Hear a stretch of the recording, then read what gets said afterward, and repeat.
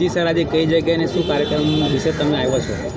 આજ રોજ અમે યુસીસી સમિતિ ગુજરાત રાજ્યના જે અધ્યક્ષ છે અને નામદાર સુપ્રીમ કોર્ટના રિટાયર્ડ જજ સુશ્રી રંજનાબેન પ્રકાશ દેસાઈની અધ્યક્ષતામાં અહીંયા મિટિંગ મળી હતી સમિતિની. મૂળ મુદ્દો એટલો જ છે, અમારી જે રજૂઆત હતી કે હાલમાં ગુજરાત સરકાર 3.85 લાખ કરોડના દેવામાં ચાલી રહી છે. સમગ્ર ગુજરાતનું દરેક પ્રજા કણ કણ એના કરજમાં છે. દિન પ્રતિદિન શિક્ષણ અને આરોગ્યની સ્થિતિ સાવ કથળતી જાય છે. ખેડૂતોનો પ્રશ્ન વિકટ બનતો જાય છે. યુવા બેરોજગારોની સંખ્યા વધતી જાય છે.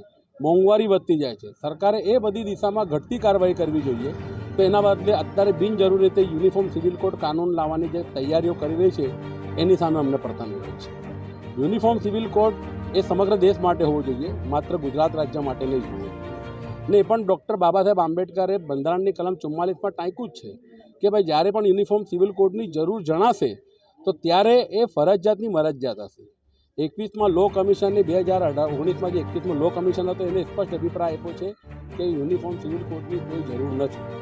આજે અમારો મુસ્લિમ સમાજ જે છે એ 1450 વર્ષથી અમારા મોહમ્મદ પૈગંબર સાહેબ જ્યારે કુરાન શરીફ અલ્લાહના ત્યાંથી લાવ્યા, એ અલ્લાહની અમારી કિતાબ, અને એમાં અમારા નીતિ નિયમો, લગ્ન પ્રસંગ, છૂટાછેડા કે વારસાઈના શું હક અધિકાર છે એ સ્પષ્ટપણે જણાવેલ છે અને દરેક મુસ્લિમ એને ફોલો કરતો આવે છે.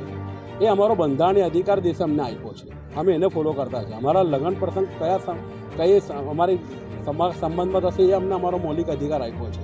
આજે યુનિફોર્મ સિવિલ કોડ લાવવાથી એ બધા અમારા જે ઇસ્લામિક કાનૂનો છે એના પર સીધી તરાપ છે, એમાં દખલગીરી છે. ને એક મુસ્લિમ તરીકે કોઈ પણ મુસ્લિમ એને સ્વીકાર નહીં કરશે, એનો વિરોધ રહેશે. આ જે સિવિલ કોડ લાગુ કરવામાં આવી રહ્યું છે એની અંદર શું બધા ધર્મ અને બધા જાતિને રાખવામાં આવ્યું છે? અમારી એ જ રજૂઆત હતી કે મુસ્લિમ ધર્મમાં જેમ સામાજિક રીત રિવાજો છે, સગા સંબંધમાં લગ્ન પ્રસંગ થાય છે, એ રીતે ઘણા હિન્દુ સમાજમાં પણ એવા સમાજો છે કે જેમાં લગ્ન પ્રસંગ સામાજિક રીતે થાય છે. ખાસ કરીને મહારાષ્ટ્રન જે સમાજ અહીંયા હિન્દુ સમાજ વસેલા છે એ મામા ફોઈમાં એમના લગ્ન પ્રસંગના સગા સંબંધ થાય છે, એટલે એમને પણ સીધી રીતે અસર થશે. સેકન્ડ, અમે બહુ સ્પષ્ટ રીતે અધ્યક્ષશ્રીને વાત કરી કે આ તમે યુનિફોર્મ સિવિલ કોડ લાગુ કરવાની વાત કરો છો, લાવવાની વાત કરો છો, સમગ્ર ગુજરાતની પ્રજા માટે છે, એમાંથી આદિવાસી સમાજને લાગુ પડશે કે નહીં. પરંતુ દુઃખ છે કે એમને એ બાબતે ગોળ જવાબ આપ્યો, કોઈ સ્પષ્ટ જવાબ નહીં આપ્યો કે એમને લાગુ નહીં પડે. એમને કીધું કે અત્યારે અમારી કમિટી રિપોર્ટ આપશે પછી વિચારશું.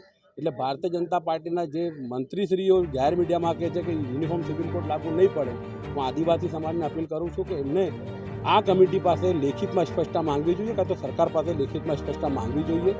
એવો સવાલ મુસ્લિમ સમાજનો કે બીજા સમાજને જ્યારે પણ આ યુનિફોર્મ સિવિલ કોડ આવવાથી એની આડઅસરો થશે કે એના જે ધાર્મિક ક્રિયાઓમાં જે પણ અડોરાઈ આવશે એ કાયદાકીય લડત લડવા માટે પણ અમે કટિબદ્ધ છીએ. જરૂર પડશે તો રોડ પર ઉતરીને ગાંધી ચિંતા માર્ગે આંદોલન કરવા માટે પણ કટિબદ્ધ છીએ.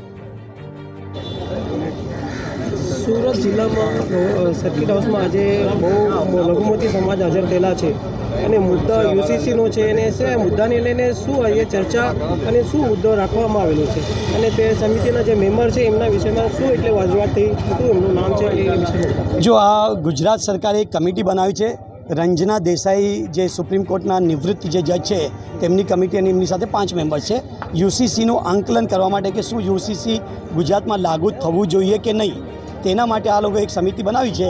અને એ સમિતિની સામે હું છે ને 16 તારીખે ગયા મહિનામાં દિલ્હીમાં હાજર થયો હતો. તે પછી મેં મારી ત્યાં રજૂઆત કરી હતી, મેં ટાઈમ એમની પાસે માંગ્યો હતો, એ લોકો ટાઈમ એક્સટેન્ડ કરીને આપેલું. હવે આજે આ કમિટી અહીંયા સુરત આવી છે. આની અંદર એવું છે કે આ લોકો આ જ કમિટી જે હતી તેણે ઉત્તરાખંડની અંદર આખો ડ્રાફ્ટ અને કાયદો બનાવ્યો હતો અને ઉત્તરાખંડની અંદર આજે યુસીસીનો કાયદો બનીને લાગુ થઈ ગયો છે. હવે ગુજરાતની અંદર જે આ કાયદો લાગુ કરવા માંગે છે તેમાં પ્રોબ્લેમ એ છે કે બંધારણનો આર્ટિકલ 44 જે છે તેને ડાયરેક્ટિવ પ્રિન્સિપલ કહેવાય.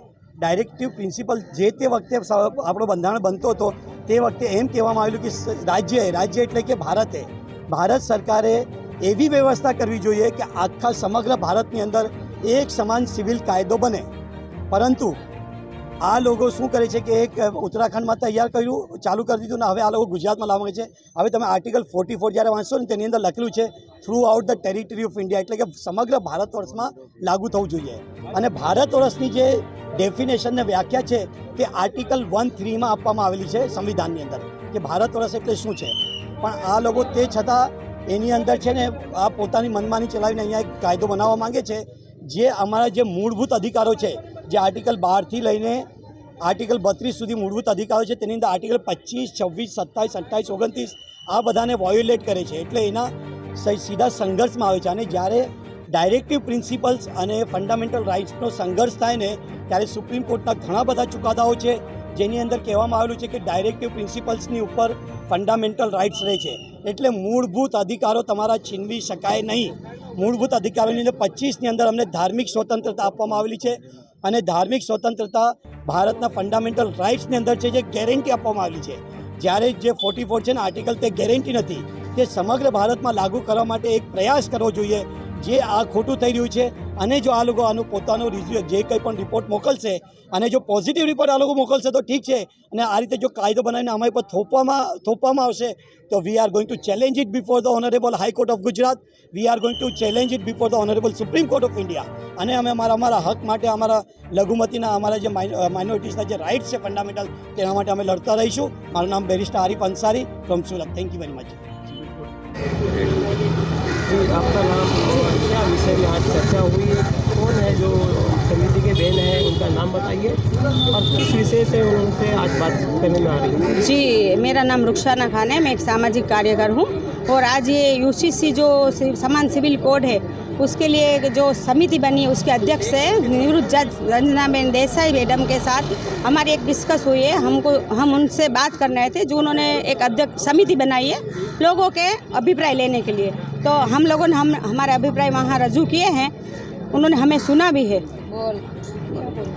क्या किस विषय में चर्चा बनी है और क्या लगा है, अभिप्राय में क्या दिया हुआ? अभिप्राय में ऐसा है कि जो यूसीसी गवर्नमेंट लागू करना चाहती है तो ये एक पूरे भारत का मुद्दा है, देश का मुद्दा है. अगर वो स्टेट वाइज एक स्टेट में लागू करे तो वो गलत है. एक मुद्दा हमने ये उठाया कि देश का मुद्दा है तो उसको स्टेट पे लागू ना किया जाए. दूसरी बात कि ये मुसलमानों के खिलाफ एक षड्यंत्र हमें नज़र आ रहा है कि मुसलमानों की शरीयत में जो 4 शादी, तलाक, वारसाई, दत्तक लेना, ये सारे मसले मुसलमानों के हैं और मुसलमानों के खिलाफ उसमें एक साजिश की जा रही है कि 4 शादी नहीं कर सकते, उसके अगेंस्ट में हम 2 शादी नहीं कर सकते, 4 शादी नहीं कर सकते, तलाक कैसे देना, वो हमारा मजहबी मसला है कि हमें कुरान शरीफ ने उस हकूक़ हमें पहले से बता दिया है कि हम कैसे फॉलो करें, तो हम उसको आज तक फॉलो करते आए हैं. तो ये सरकार हमें ये बताना चाहती है कि आप कुरान शरीफ और क्या बोलते हैं कॉन्स्टिट्यूशन शरीयत के खिलाफ हमने बनाए कानून पे चलो, तो वो मुसलमान कभी नहीं चलेंगे उस पर. इसमें कोई ऐसी जो धर्म है अपना जाति है उसको बाकात रखने में ये जो लघुमती में भी है. हाँ, आदिवासी लोगों को बाकात रखा गया है, उसमें भी ये रिवाज है, लेकिन उनको मुसलमान से कुछ तकलीफ पर्सनली ऐसा हमें सरकार को लग रहा है. भाई शादी को मान्यता नहीं दे रहे, 2 शादी तुम करके उनको हलाल पत्नी नहीं सकते, लेकिन इन रिलेशनशिप में तुम औरत रख सकते, तो इसका मतलब क्या? आप महिला आई हुई काफ़ी तादाद में क्या चाहते हो? हम ये चाहते हैं कि जो शरीयत और हमारा बंधारण वो जिसको हम आज तक फॉलो करते आए उसी को हम फॉलो करते रहेंगे. उसके खिलाफ ना हम बंधारण के खिलाफ जाना चाहते हैं, ना हम हमारी शरीयत और कुरान के खिलाफ जाना चाहते हैं.